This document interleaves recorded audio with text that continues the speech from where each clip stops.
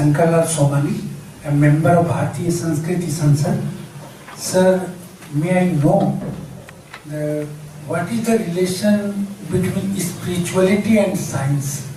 Okay. I want. Spiritual, I will give you the relationship between Dharma and science. Okay. I'm not too impressed with the term spirituality because it's also undefined. It's another term.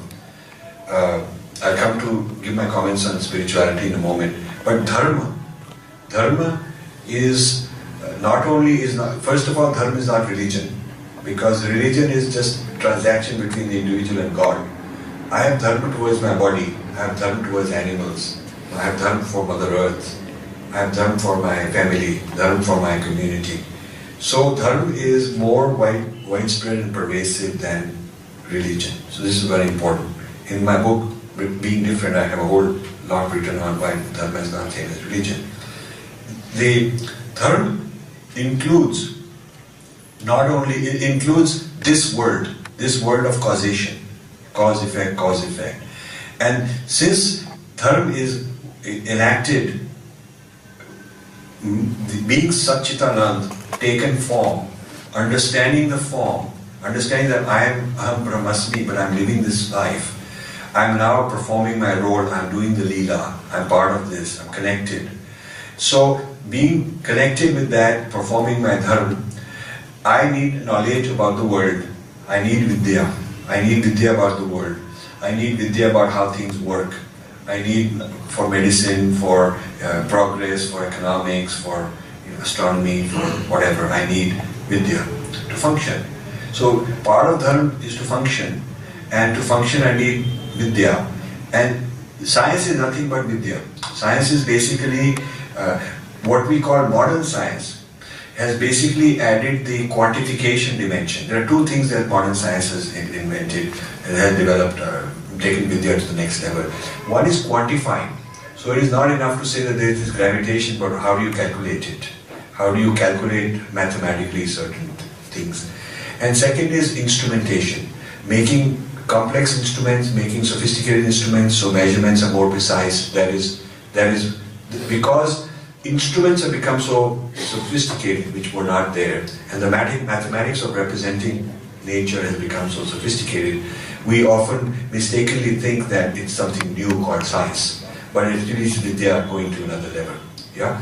Now, there is another kind of Vidya, and hence another kind of science called Adhyatma Vidya, the inner science. So when Rishi is meditating, and this Rishi is making observations in his inner laboratory, it's a laboratory, he's making observation with a very clear mind in a higher state of consciousness. That is scientific, because the laboratory, these things can be replicated, another person can also have that experience. It is not like I'm some chosen person from God and what I experience you can never experience, no such thing.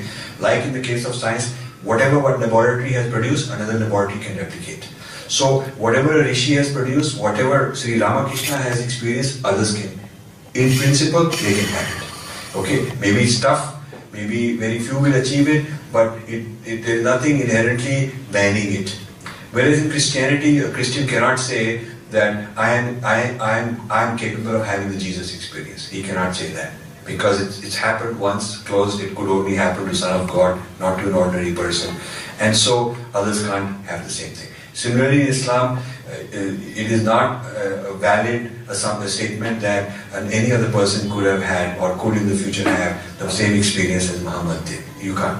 That is why Prophet is very different from what we call a Rishi. Prophet and Rishi are not the same, because Rishi is reproducible. Not infinitely many Rishis can come. There is no finality, there is no ultimate Rishi, there is no one Rishi only. You can have all kinds of Rishis. And that's why we have Sri Ramakrishna in this modern era able to achieve the highest states which earlier people had. So you could have people in the future also. There is no closure on this. So this openness of experience, of inner experience, is very interesting. And it's very much like modern science, that there is no unique laboratory who produce some experience nobody else can have. And there is no finality of scientific knowledge that others can't have more later. So I think Dharma is inherently scientific for the kind of reason I gave. Now why I don't use the word spirituality is simply because it's very confusing. It's like a lot of people saying anything and say spiritual. The word spirit Spirit is like Holy Spirit in Christianity. Spirit. Spirit is something from the external that comes. The spirit arrives. You see spirits. Whereas for us, consciousness is not spirit. Consciousness is inherent. It is not something that comes. Like Holy Spirit has descended on somebody. That's how they're saying. Holy Spirit has descended on you and will help you. Holy Spirit will guide you. But in our case, it is not that some kind of thing has come from an external agency to help me out. I already have that. That is what Aham Brahmasmi means. That is what Satchitanand means. I already have that. I don't need any external agency. So the idea of spirit is a kind of a dualistic idea, a little bit dualistic idea there. So we can discuss spirit and give it a new meaning, make it a Vedantin word, make it a different meaning. But why bother when we have enough vocabulary of our own? So I prefer using our own vocabulary. It's more precise and not easily digested.